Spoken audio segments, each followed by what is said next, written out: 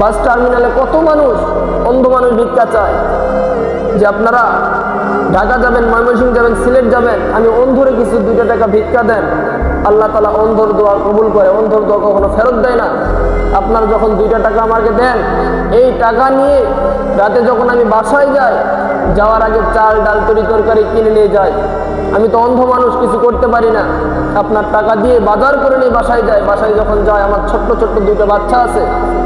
এই বাচ্চা 2টা বাসায় যাওয়ার সঙ্গে সঙ্গে কান্নাকাটি করে আমার 2 হাতে 2 জন ধরে আর বলে, বাবা আমাকে মজা দাও, আমাকে মজা দাও। আমি তো অন্ধ, ছোট্ট বাচ্চার জন্য কি নিয়ে যাব? 2টা চকলেট নিয়ে যাই, 2 জনকে 2টা চকলেট দিয়ে দেই।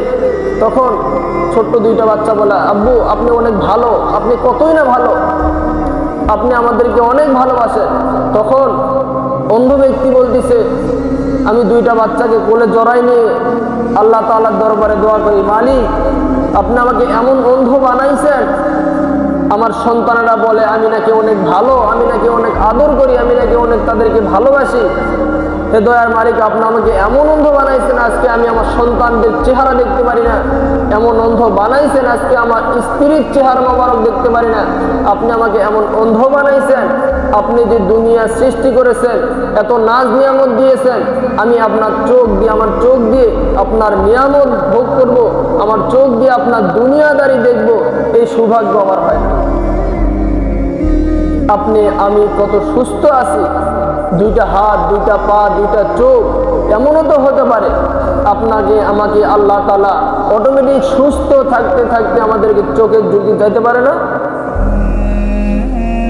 আজকে সুস্থ আছি, আপনি আমি এমন একটা দুর্ঘটনায় আল্লাহ তাআলা ফালাইতে পারে, একটা হাত যাইতে পারে বা একটা পা যাইতে পারে, এমন হতে পারে না? অবশ্যই পারে। তাহলে কিসের এত বাহাদুরি করে? গুনাহ করতে করতে আমরা পাহাড় সমতুল্য গুনাহ করে ফেলেছি, এরপরেও এত নাজ নিয়ামত ভোগ করতেছি, এত সপ্তাহের পর সপ্তাহ জাহান্নামের জান্নাতের বয়ান শুনতেছি, তবু আমাদের ভিতরে ভয় আসে না কেন?